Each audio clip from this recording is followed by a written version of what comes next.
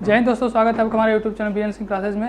जो हम लोग इंडियन कॉन्स्टिट्यूशन की बात कर रहे हैं आज हम लोग जो बात करेंगे उसके आगे, इसके पहले हम लोग जो भी ड्राफ्टिंग कमेटी थी उसके बारे में हम लोग बात किया था। जो भीमराव अम्बेडकर ने जो ड्राफ्टिंग कमेटी बनाई थी उसको बात करेंगे हम लोग आगे। देखिए, अब जो फाइनल ड्राफ्ट था वो फाइनल ड्राफ्ट आपका 4 नवंबर 1948 को डॉक्टर भीमराव अम्बेडकर ने इसे पेश किया कॉन्स्टिट्यूंट असेंबली में, और फर्स्ट रीडिंग उसकी उसी समय होगी। पहली बार उसे पढ़ा गया। फर्स्ट रीडिंग आपको पता होगा, जो कोई भी ड्राफ्ट, जो कोई भी रेजुलेशन होता है, जब वो कानून बनने के प्रोसेस में होता है तो उसकी फर्स्ट रीडिंग, सेकंड रीडिंग, फिर थर्ड रीडिंग होती है। उसके बाद उसे फ्लोर पे ले जाया जाता है। तो सबसे पहले फर्स्ट रीडिंग हुई थी आपकी 4 नवंबर 1948 को, और ये 5 दिन चला था। 9 नवंबर 1948 तक इसे पढ़ा गया। ठीक है, इसे जो भी आपका पहला ड्राफ्ट था, फाइनल ड्राफ्ट था, उसे पढ़ा गया, और फिर ये फर्स्ट रीडिंग हुई आपकी 5 दिन तक।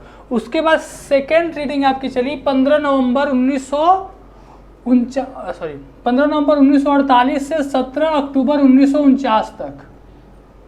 ठीक है, सेकेंड रीडिंग जो आपका फाइनल ड्राफ्ट था उसका 15 नवंबर 1948 से स्टार्ट होके, और ये लास्ट चला था 17 अक्टूबर 1949 तक।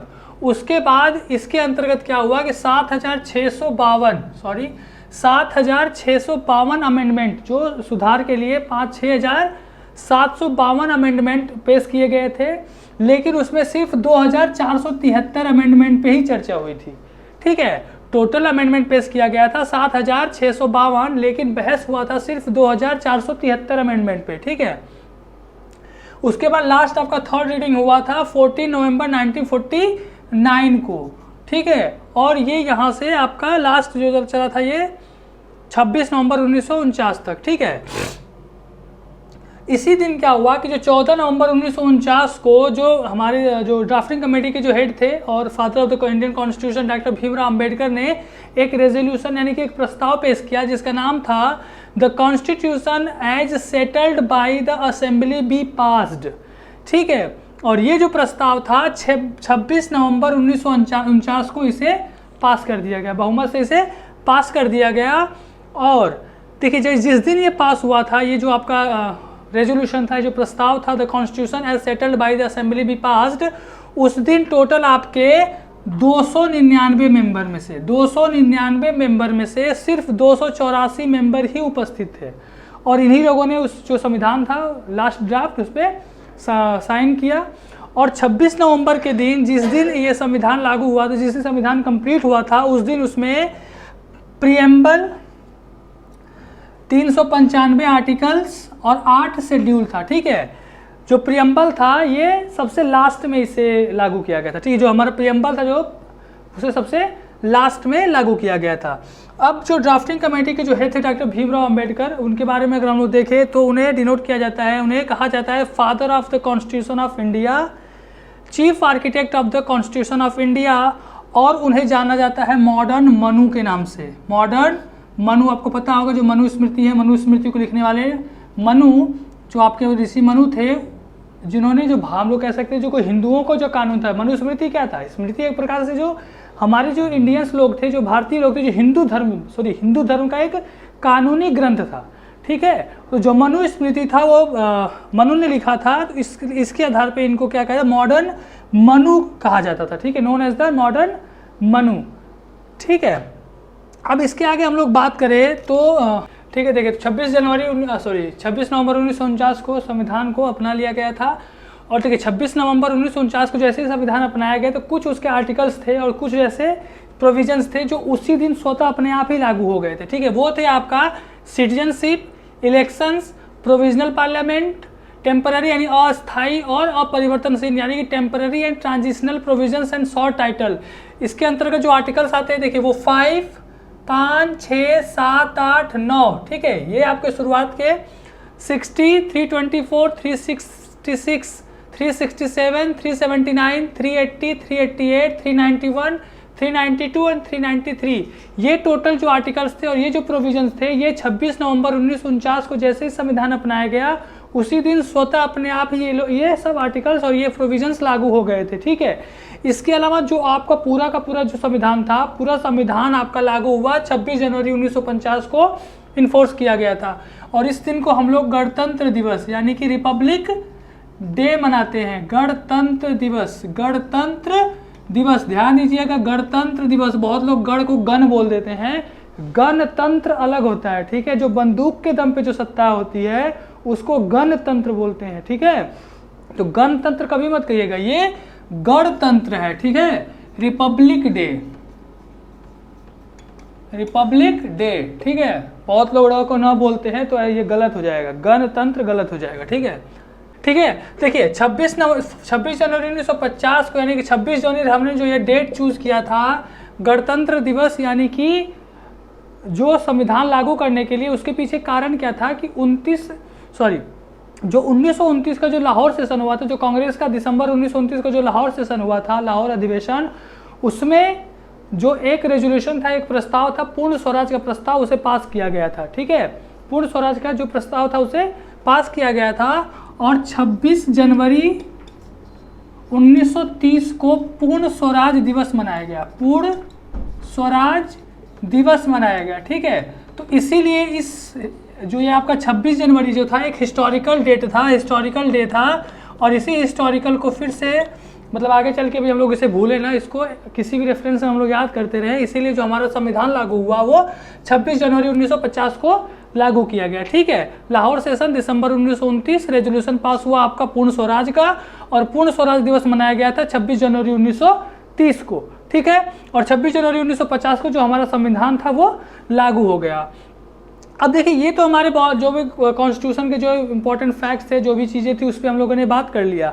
अब हम लोग बात करेंगे कि जो हमारा कॉन्स्टिट्यूशन होता है, बहुत से लोग, बहुत सारे जो आपके जो संविधान के जो एक्सपर्ट होते हैं, कॉन्स्टिट्यूशन के जो एक्सपर्ट होते हैं, वो हमारे संविधान को क्रिटिसाइज भी करते हैं, कुछ उसके आलोचनाएँ भी करते हैं, तो उसको भी हम लोग देख लेते हैं, ठीक है। देखिए जो क्रिटिसिज्म के जो आधार थे, पहला आपका है नॉट अ रिप्रेजेंटेटिव बॉडी, ठीक है। इसके कहने का मतलब कि इसमें जो प्रतिनिधि थे, जो भी इसके रिप्रेजेंटेटिव जो चुन कर आए थे, वो डायरेक्ट जनता के द्वारा, जो इंडियन सिटीजन थे, जो इंडियन लोग थे, उनके द्वारा डायरेक्ट चुनकर नहीं आए थे। कहने का मतलब है कि जो वयस्क मताधिकार जो होता है, जो एडल्ट फ्रेंचाइज होती है, उसके अंतर्गत ये लोग चुनकर नहीं आए थे, ठीक है। ये इनडायरेक्टली चुने गए थे, तो इसीलिए कहा जाता है कि नॉट अ रिप्रेजेंटेटिव बॉडी, ठीक है। दूसरा आपका है नॉट अ सॉवरेन बॉडी, ठीक है। कह सकते हैं कि जो संविधान सभा थी, जो संविधान कॉन्स्टिट्यूंट जो असेंबली थी, उसके पास सॉवरेंटी यानी संप्रभुता नहीं थी। कहने का मतलब ये है कि देखिए जो कॉन्स्टिट्यूंट असेंबली का जो निर्माण हुआ था, जो कॉन्स्टिट्यूंट असेंबली जो बनाई गई थी, वो ब्रिटिश पार्लियामेंट के प्रस्ताव के द्वारा ये बनाया गया था, ठीक है। उसके एक रेजोल्यूशन से ये बनाया गया था, ठीक है। और यहाँ तक कुछ लोग कहते हैं कि जब भी कॉन्स्टिट्यूंट असेंबली की जब मीटिंग स्टार्ट होती थी, तो ब्रिटिश पार्लियामेंट से परमिशन मांगा जाता था, ठीक है। तीसरा कहा जाता है कि बहुत ही टाइम कंज्यूमिंग है, यानी कि संविधान बनाने में, भारत का जो संविधान था उसको बनाने में 2 साल 11 महीने 18 दिन लगे, ठीक है। तो कहा जाता है कि इतना ज़्यादा लंबा समय लग गया, जबकि जो आपका यूएस का जो कॉन्स्टिट्यूशन है, यूनाइटेड स्टेट ऑफ अमेरिका, वो मात्र 4 महीने में बन के तैयार हो गया था, ओनली 4 मंथ्स, ठीक है। लेकिन इसके बाद हम लोग जो विशेषताएं पढ़ेंगे, जब अलग जो आपके कॉन्स्टिट्यूशन है उसके बारे में जब हम लोग कंपेयर करेंगे, तब आपको समझ में आएगा कि जो आपका यूएस का जो कॉन्स्टिट्यूशन है और जो इंडिया का जो कॉन्स्टिट्यूशन है, बहुत सारे अंतर हैं, ठीक है। अगला आपका जो क्रिटिसिज्म का आधार था वो था डोमिनेटेड बाय कांग्रेस, ठीक है। कहने का मतलब ये था कि उस समय के जितने भी कॉन्स्टिट्यूंट असेंबली के जो मेंबर थे, मैक्सिमम जो मेंबर्स थे वो आपके कांग्रेस से बिलोंग करते थे, ठीक है। ग्रैनविल ऑस्टिन जो एक ब्रिटिश कॉन्स्टिट्यूशन एक्सपर्ट थे, इन्होंने कहा था कि जो constituent assembly was one party, मतलब एक ही पार्टी के लोग थे, और the assembly was the Congress and Congress was the assembly, ठीक है। तो ये आपका क्रिटिसिज्म का आधार था। दूसरा था कि लॉयर पॉलिटिशियंस डोमिनेटेड, ठीक है। जितने भी उसमें से आपके मैक्सिमम जो लोग थे, उसमें आपके सिर्फ लॉयर पॉलिटिशियन यही लोग ज़्यादा थे। मैक्सिमम आप देख लीजिए, जवाहरलाल नेहरू हो गए, सरदार वल्लभ भाई पटेल हो गए, ठीक है। ऐसे और भी हम लोग कई नाम ले देखिए, मैक्सिमम वो लोग लॉयर थे, यानी कि वकील थे, अधिवक्ता थे, ठीक है। और पॉलिटिशियन, इसमें और जो हमारे कम्युनिटी के अन्य तबके होते हैं, जैसे किसान हो गए आपके, और भी जो अलग अलग जो लोग होते हैं, उन लोगों का प्रतिनिधित्व तो नहीं था। इसीलिए कहा जाता है कि जो हमारे कॉन्स्टिट्यूशन में जो बहुत ही मतलब जो हार्ड वर्ड्स हैं और जो भी इसका जो चीज़ें हैं, वो सब इन्हीं के कारणों से है, ठीक है।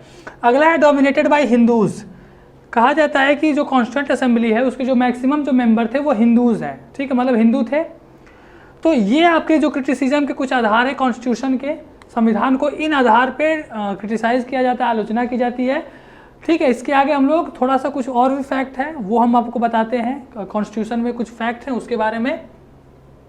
ठीक है, देखिए अब हम लोग संविधान, यहाँ पे जो हमारा कॉन्स्टिट्यूएंट असेंबली यानी कि जो संविधान सभा का जो संविधान के जो निर्माण का जो प्रोसेस था वो ये हम लोग का लास्ट वीडियो इस पर खत्म हो जाएगा। इसके बाद हम लोग अगले चैप्टर पर चलेंगे। ठीक है, तो उसके पहले हम लोग कुछ फैक्ट जान लेते हैं। देखिए जो सर बी एन राव थे वो कॉन्स्टिट्यूशनल एडवाइजर थे, संविधान सभा जो संविधान जो बन रही थी इंडियन कॉन्स्टिट्यूशन उसके ये सलाहकार थे। ठीक है, लॉ एक्सपर्ट थे।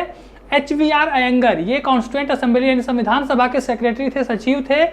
LN मुखर्जी ये आपके चीफ ड्राफ्टमैन ऑफ कॉन्स्टिट्यूशन। ठीक है, ड्राफ्टमैन यानी कि इसको ड्राफ्ट करने वाले जो थे, देखिए ड्राफ्टिंग कमेटी के जो हेड थे वो आपके थे भीमराव अंबेडकर। ठीक है, लेकिन ये ड्राफ्टमैन चीफ ड्राफ्टमैन थे आपके कॉन्स्टिट्यूशन के। ठीक है, संविधान के चीफ ड्राफ्टमैन और कॉन्स्टिट्यूशन के। ठीक है, अब देखिए जो हमारा कॉन्स्टिट्यूशन है उसे हाथ से लिखा गया है। ठीक है, उसे कहीं प्रिंट नहीं करवाया गया, हाथ से लिखा हुआ है। जो इंग्लिश में जो लिखे हैं वो जो चीफ कैलीग्राफर है वो है प्रेम बिहारी नारायण रायजादा। ठीक है, ये चीफ कैलीग्राफर ऑफ कॉन्स्टिट्यूशन यानी इंग्लिश वाला जो वर्जन है ये इन्होंने लिखा है और वो लिखा गया इटैलिक फॉन्ट में।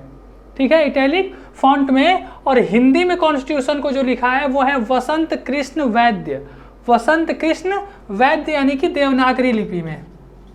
ठीक है, देवनागरी लिपि में। तो ये कुछ इंपॉर्टेंट फैक्ट था। इसके बाद हम लोग बात करेंगे कॉन्स्टिट्यूशन, जो भी हमारे कॉन्स्टिट्यूशन के जो सैलेंट फीचर्स है, सैलेंट फीचर यानी कि जो उसके अच्छे जो क्या विशेषताएं हैं संविधान की, वो अगले वीडियो में बात करेंगे। ठीक है, थैंक यू, जय हिंद।